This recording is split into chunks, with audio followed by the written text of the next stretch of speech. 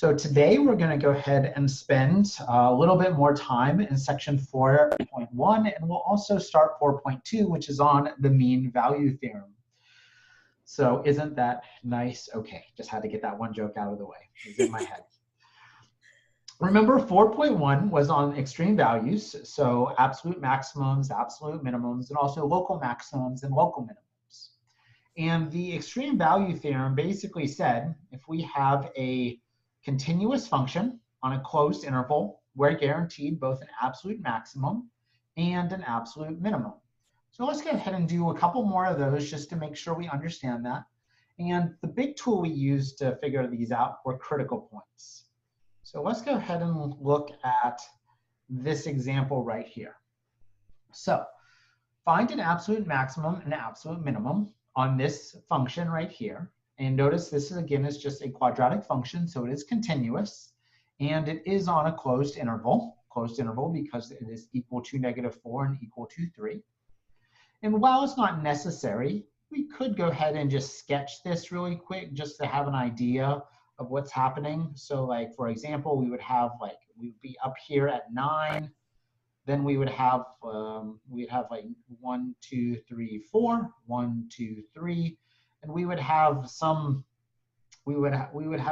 that goes down like this. I'm not doing a perfect graph because, again, I'm trying to kind of wean ourselves from the algebra side of it, just so we could go ahead and understand how calculus solves these problems. And let's see. So we have a continuous function on a closed interval, so we're guaranteed extrema. So what we're going to need to do first to find those is find any critical points. So you may even, if you know the graph, you may even be thinking like, oh, where's the critical point going to be at? It's going to be at x equals 0 because of this maximum right here. But remember, how do you find the critical points? Take the derivative. So step 1, we'll find critical points. So f prime of x is equal to -2x. Well, that's kind of a boring derivative, but we'll take it. And then remember to find the critical points. They occur where the derivative is equal to 0.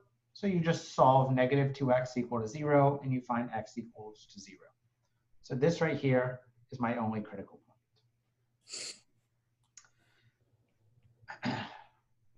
All right. Now, remember that the absolute extrema occur either at critical points or at endpoints. So in step 2, you just test the critical points and endpoints. And then the largest one is the absolute max, the smallest one is the absolute min, and the other one, well, again, you may have to analyze more. It may be some sort of local extrema. So, by the way, when you're testing it, just to clarify, what function should we use? Remember to use the original. If you plug it back into the derivative, you would end up getting 0 again because you got it by setting it equal to 0. Endpoints, you would just have the slope at the endpoints, but you want to test it in the original.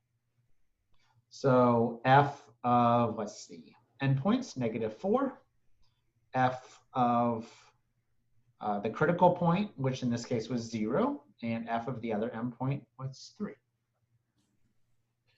So this would just be negative and -4 squared plus 9, which will be -16 plus 9, which is -7. This, the critical point evaluated in the original function is just going to be 9. And the other endpoint, which is 3, evaluated in the original function, will give you 0.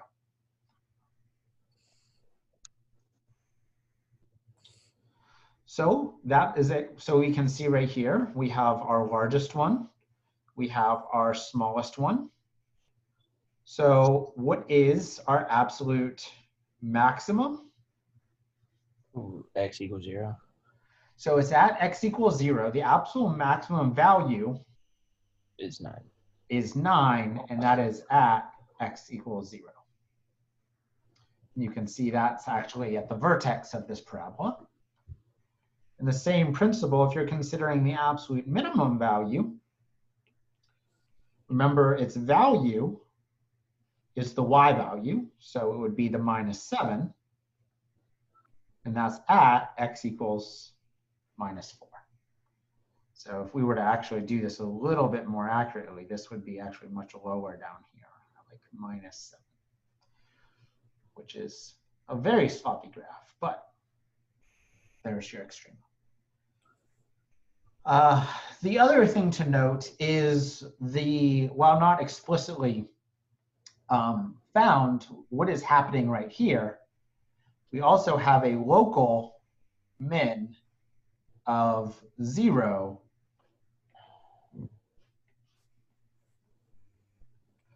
and that's at x equals 3. So that's the other endpoint right there. So that was, again, guaranteed to us, the absolute maximum minimum by the extreme value theorem.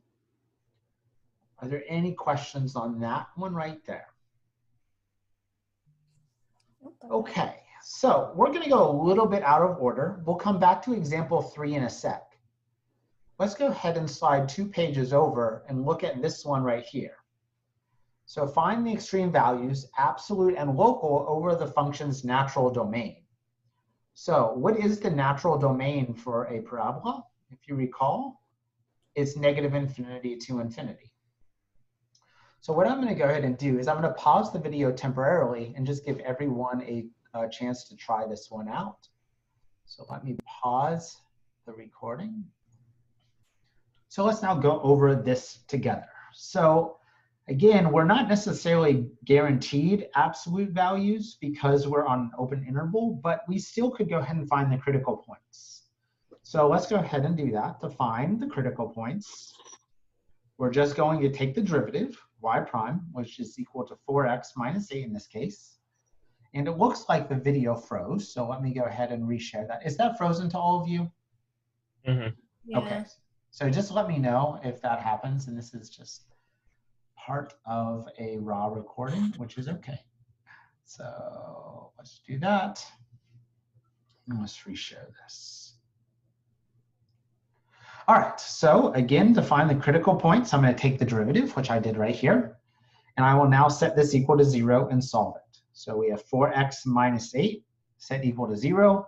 Add 8, you get 4x is equal to 8. Divide by 4, you get x equals to 2. This right here is my critical point. So there's only one, but now what we could still go ahead and do is we can still plug it into the original. So I'm just going to go ahead and essentially I'm going to be doing a test for extrema. And we're going to get more into this and make it a little bit more formal, so that comes section 4.3. But if I plug this into the original, we have f of 2, which is 2 times 2 squared, minus 8 times 2 plus 9. Simplify this, it's going to be it's going to be positive 1. So let's see, 4, 8, so 8 minus 16 is minus 8 plus 9 is 1. Not plug that. Now, what we could go ahead and do is, first of all, we could recognize that this is a parabola, so this is going to be an absolute extrema, namely for one that is concaving up or opening up, so it will be a minimum. But let's go ahead and think about how could I just consider this in terms of what's around it. So what if you did, while they're not endpoints, what if you just go ahead and try like f of 1 and f of 3? If you plug in f of 1, you'll get 2 times 1 squared minus 8 times 1 plus 9. Simplify that, you'll get a 3. And also, if you plug in 3, you get 2 times 3 squared minus 8 times 3 plus 9, which is also 3, actually. Wow. So think about what has happened. We have essentially, and again, we're essentially just making the graph, but of course, as we get more complicated functions, we're going to want to kind of fall back onto this. We just tested 1 here we just tested 1 and 3, and then we know that 2 is where we have this value of 1. So by testing these points, we just found that to the left and to the right of the 2 is points that are higher. So what does that mean about this point? Looks like I drew a little face up there that's like gasping. That means that we actually have an extrema. So what we did is we tested points to the left and right, noticed that they are larger. So these are larger than f of 2. So f of 2, which is 1, is a minimum because it has to be smaller. Unfortunately, there's no real trick apart from understanding the graphs and really just testing points to figure out if it's local or absolute. In this case, it is absolute because, again, we know we're working with a parabola. So it is an absolute. And, well, if it's an absolute, what do we also know? It's also a local. So that is, again, kind of something we're going to explore a little bit more in section 4-3 or 4.3, where we get the first derivative test. So yes, we've been taking tests, so we'll eventually give a test to the derivative as well. Anyway, that was a bad pun. Anyway, moving on. So again, we found extreme values. We found that f of 2 was a absolute and indeed a local min, but because we're considering the natural domain, the graph continues on, so there's no maximums. So are there any questions on that one? So for the 1 and 3, you just picked something that was between negative infinity and infinity? Exactly. Okay. And that's again, I'm starting to introduce you because that's essentially what we're going to explore in 4.3, like where are good values to pick. You do have some options, so that's a nice part. But yeah, I just picked something to the left and the right, and I noticed that they're both larger than 1, so that I must have this right here. The 1 must actually be an absolute min. Okay, thank you. No problem. Any other questions?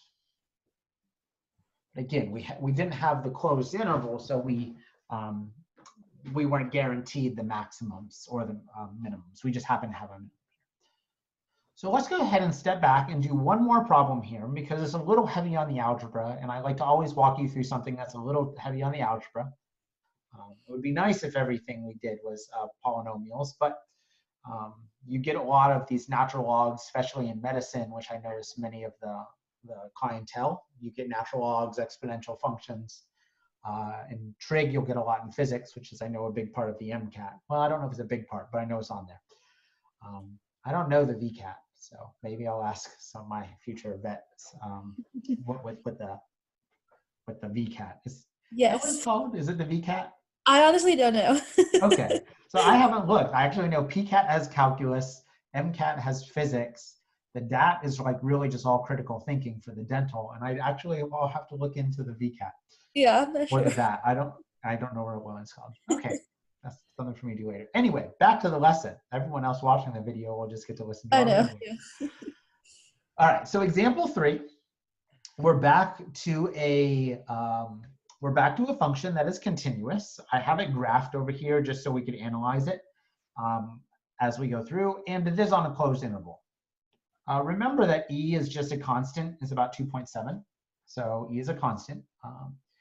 Now, when we approach this problem, it has a little algebraic thing I want to point out at the end because we're starting to solve more, but let's take the derivative first. Remember, the first thing we're going to have to do to take the derivative is recognize that this is a product.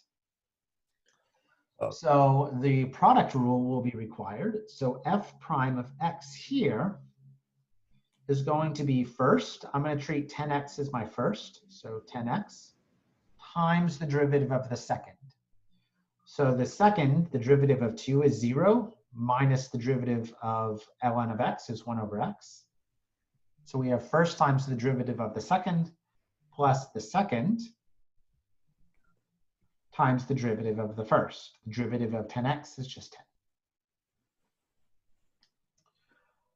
So you can even see, this is where I started to mention earlier in this semester, it's like, oh, you always want to do some cleanup because now what we're going to have to do is set this equal to 0. So I'm going to go ahead and clean this up by distributing the 10x.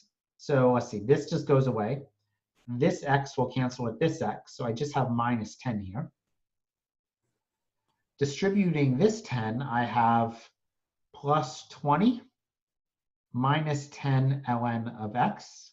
And then I'll go ahead and combine that negative 10 and 20 to get 10 minus 10 ln of x.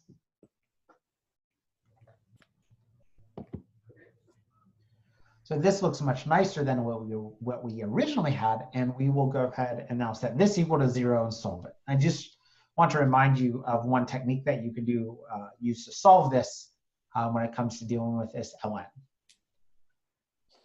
All right, so I'm going to take this and this instead of equal to 0. I'm going to make my L look like that, just so it doesn't look like another 1. So let's just adjust that. That is a 1. This is an L. And I have a question. sure, what's up? What happened to the 20? This one? Yes.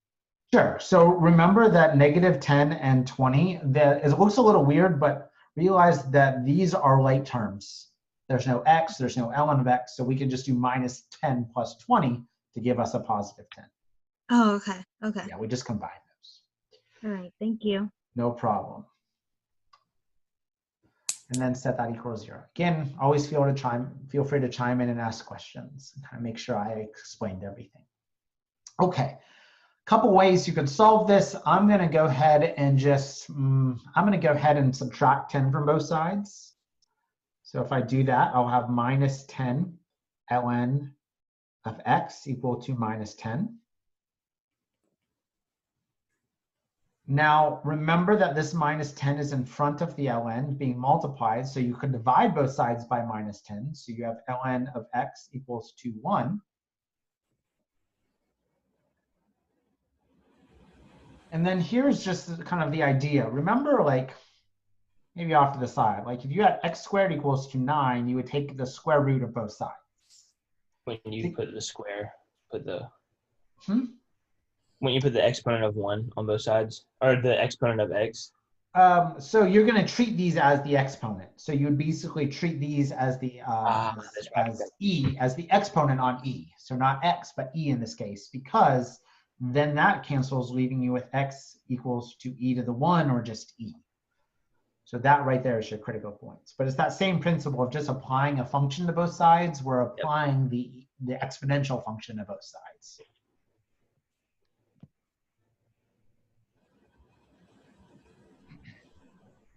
But then at this point, we have our critical points. It is a closed interval that we see from above. So we have just to check f of 1, f of e, and f of e squared. So we just check these and we'll verify that they're, we even haven't worked out. F of 1 is going to be 20. Let me actually go through the computations just to remind you of a few things with it. Everyone okay at this point? Are there any other questions? Yeah, I'm good. Okay, awesome. So f of 1 will be 10 times 1 minus 2, let's see, oh wait, excuse me, times. So times 2 minus ln of 1. So this is going to be 10 times 2.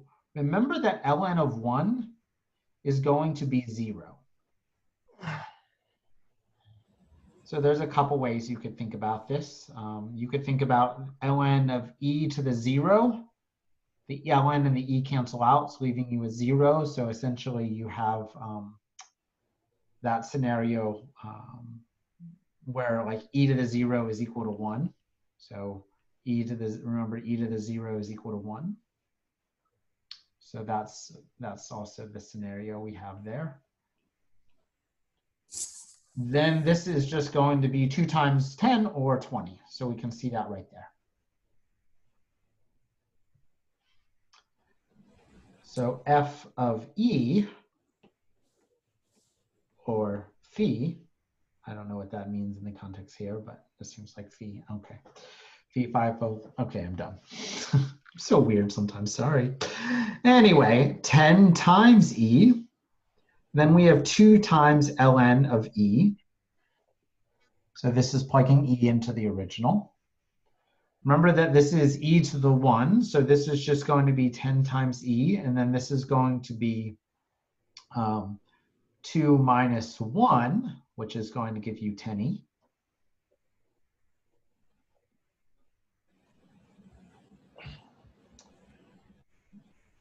And then the last computation here is 10 times E squared, then times 2 minus ln of E squared. Remember that the ln and the E cancel, so this is actually going to be 10 times E squared times 2 minus 2, or 0. So just a quick reminder of how to compute using ln's and e's. You can see that the absolute maximum value is going to be the largest one of 10e at x equals e, and the absolute minimum value is going to be 0 that occurs at e squared.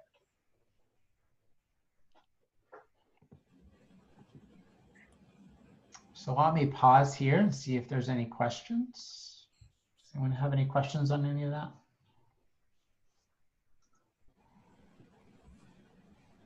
All right, so that is the extreme value theorem. We're going to go ahead and introduce another theorem known as the mean value theorem.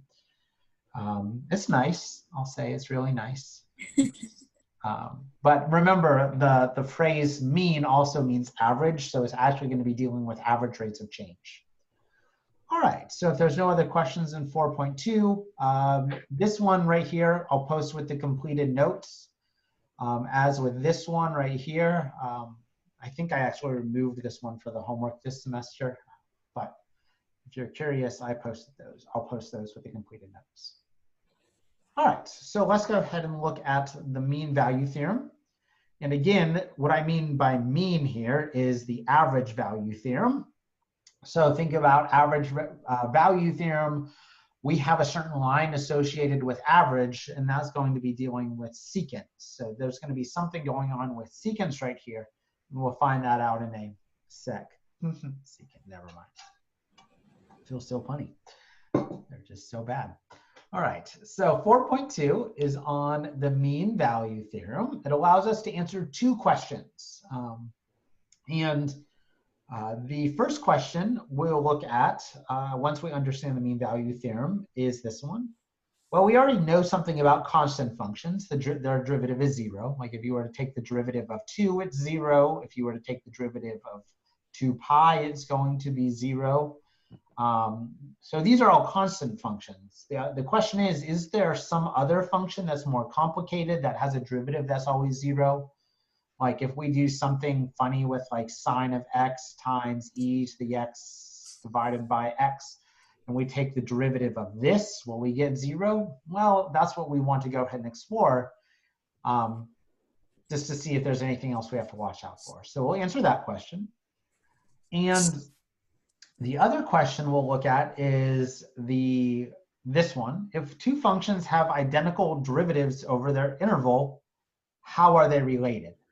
So for example, if you consider like x squared and x squared plus 1, these both have the derivative of 2x.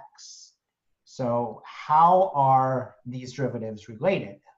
And is there something more complicated that maybe are related in different ways? So these are 2 things we're going to have to figure out how to answer.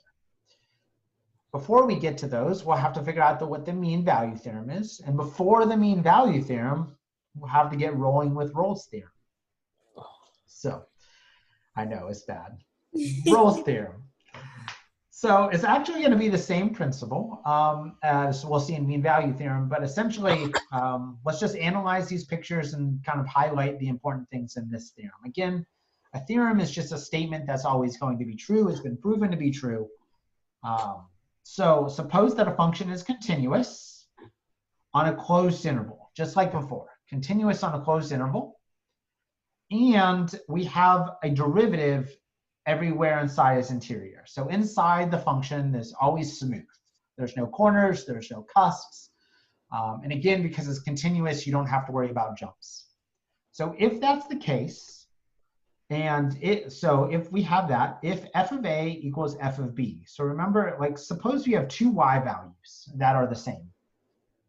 Then there's at least one number c, so this c is an x value on the interval x, like x1, x2, or a to b, so that a, b are x values, which f prime of c is equal to 0.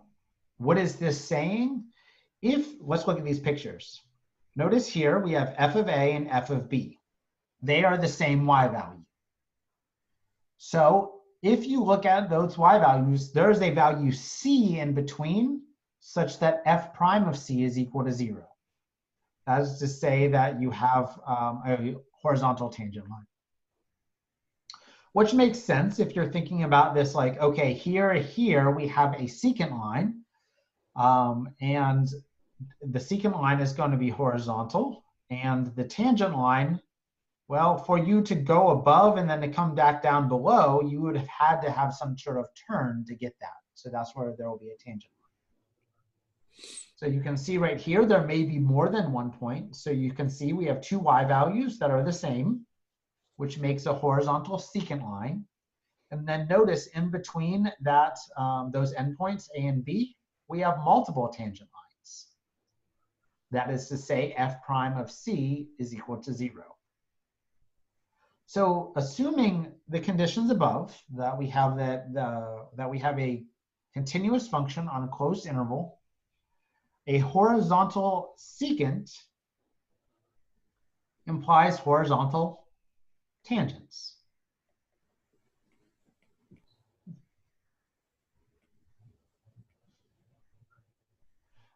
All right. Then you can see why it's important that it's continuous. In this leftmost one, this is not continuous. So we have a horizontal secant, but notice that there is no horizontal tangent anywhere here. Same thing, we have a jump here, so we have a horizontal secant, but nowhere in the interior of this interval is there a horizontal tangent. And same thing right here, this one is continuous, but it's not differentiable. So again, remember this cusp, it is not differentiable here. So we don't have a horizontal tangent, but we still do have a critical point. So, because remember, critical points are also where the derivative is undefined. So that's what Rolle's theorem is. And honestly, it's really just that getting that idea that a horizontal secant will give you some horizontal tangent in between. What's really more important is the mean value theorem. So let's go ahead and take that idea and just basically say it doesn't need to be horizontal. So the mean, and just to clarify, in this case, by mean, I mean average. And remember, the average deals with secants. The average value theorem is a generalization of Rolle's theorem. So let's look what this is. We have a continuous function on a closed interval that is differentiable on the interior, just like before. Continuous, closed interval, differentiable in the middle. So there's no cusps or jumps or corners. Then there is some point C, just like before, which look at this right here. On the left, we have f of b minus f of a divided by b minus a. This is literally just the secant slope. The secant slope is equal to the tangent slope. So the left, we have the secant slope. On the right, we have the tangent slope. And this idea is really, really natural. If you've driven a car and you're looking at your speedometer, has anyone tried to go 0 to 60 and see how fast it takes or how long it takes? Well, if you're thinking about it, your average speed was, at one point, it was 0. And when you were done accelerating, it was up there at 60. How did you get from 0 to 60? You went everywhere in between. So that is to say, at every end, that you were at every speed or velocity in between 0 to 60 at some instant. That's my speedometer. I know I can't draw. It's good. It's So- good. So you can see right here, if you were going to be averaging like 35 miles an hour, you had to be going 35 miles an hour at some point. So let's see, this is really just a restatement to make sure you know the key words. Assuming the function is continuous on a closed interval and differentiable in the interior, then between x equals a and x equals b, the curve has a tangent line that is parallel to the chord, well, AB, and that chord AB is the secant.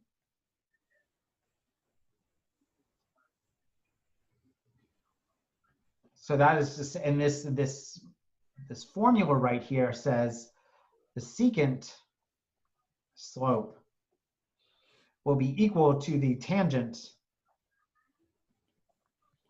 slope at some point C. And this C is saying, find me. That's what we're gonna do. We're gonna need to find what that C is. And that's what we're gonna look today in the last about 15 minutes. So again, the secant slope will, between A and B will be equal to the tangent slope at some point C in between A and B. So let's go ahead and see how to use this equation right here in the context of the example 1. I think we have example 1A and example 1B.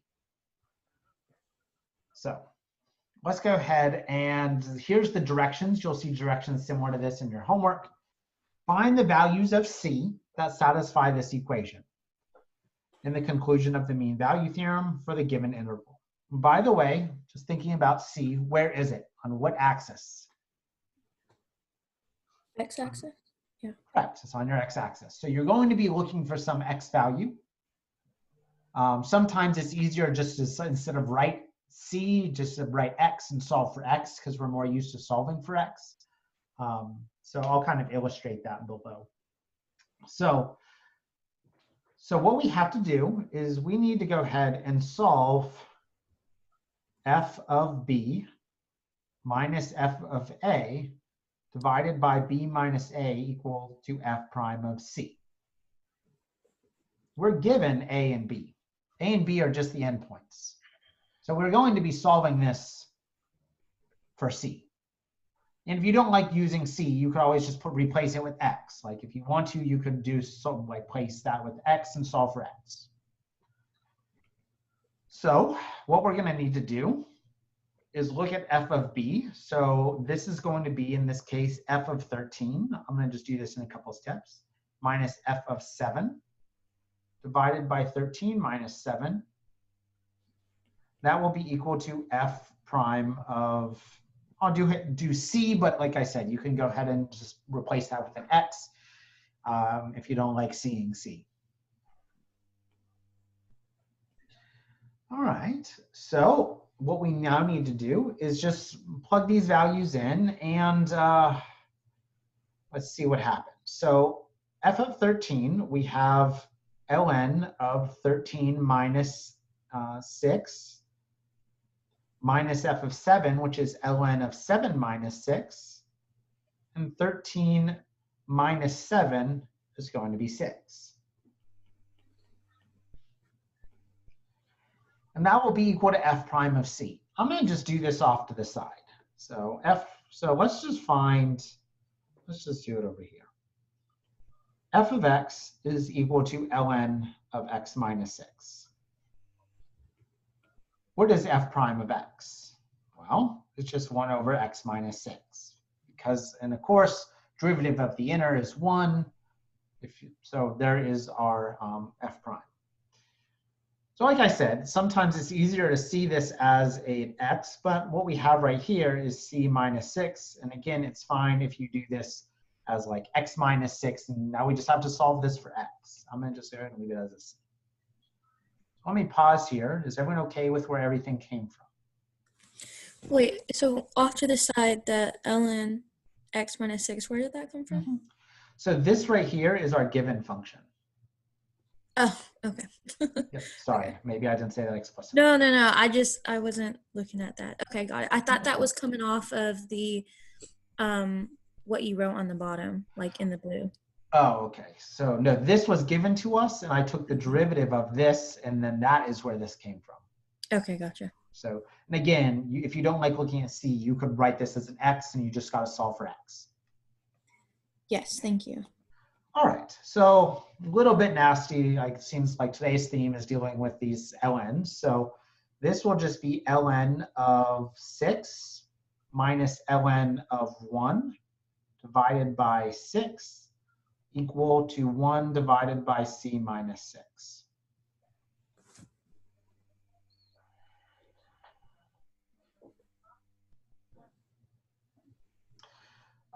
There's a couple things you can do to solve this. Let's do this first.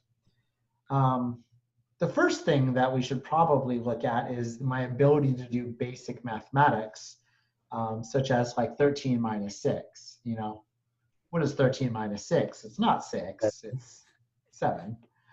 So, my bad. Sorry about that. ln of 1 is going to be 0. So what we have here is ln of 7 divided by 6. That will be equal to 1 over C minus 6. All right, and then I kind of ran out of space here. There's a couple options. You could choose to reciprocate both sides, which may be the most natural thing to do. So this would be 6 over ln of 7 equal to C minus 6. And then, of course, solving for C, or an X value, what do we have to do to the 6? Add 6. Just add it over. So C would be equal to 6 over ln of 7 plus 6. That right there is our final answer.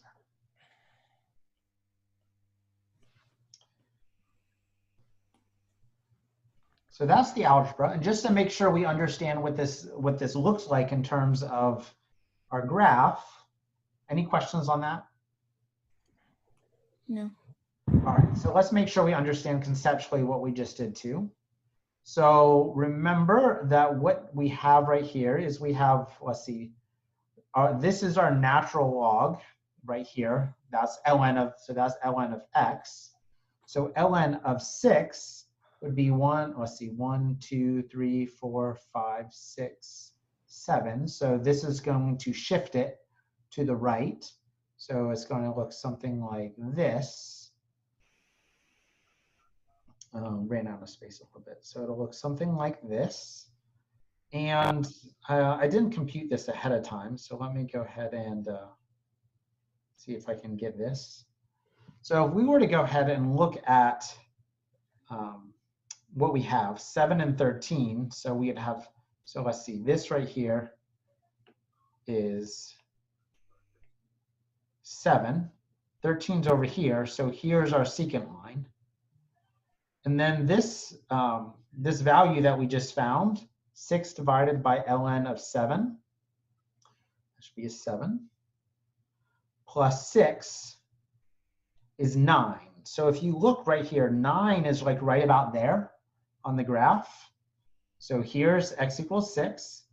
This is very sloppy, sorry. This is 13. Notice here, this is approximately 9. That's the value that of C we just found. What do you notice about the tangent line and the secant line? They're parallel.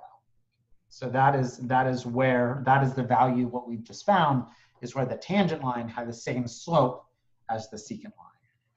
So sorry that was a little bit messy, but I hope you caught the kind of the conceptual part of that as well.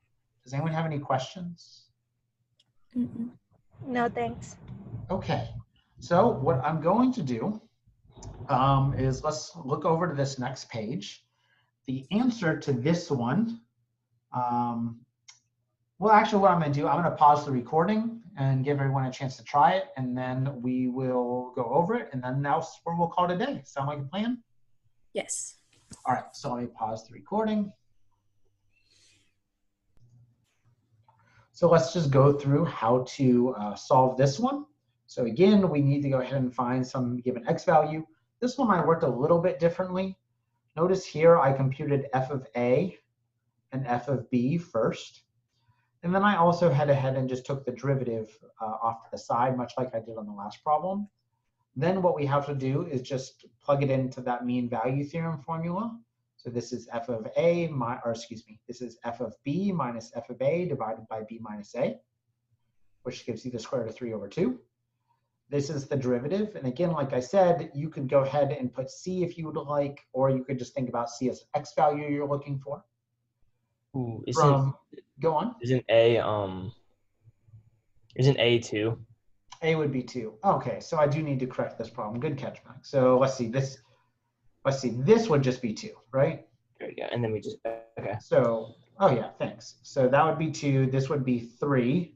All right, and then I'll just correct this as I go. So we'll reciprocate both sides. So this will be 3 over the square root of 3. We'll go ahead and square both sides. So this becomes, oh, this is much nicer. This is 9 over 3. And then x equals 5. And then we'll go ahead and do 9 divided by 3 is 3 plus the 2, which gives you 5 as your answer. So just remember the idea that you can just flip both sides of the equation. You're basically applying 1 over x to each side to multiply by the reciprocal. But that is how you work with the mean value theorem. Example 2 is basically just an example where you check your assumptions, making sure you have a continuous function on a closed interval that is differentiable on the interior. So what we're going to do next class is we'll answer these 2 questions using the mean value theorem, and then we'll also go ahead and talk about the first derivative test in section 4.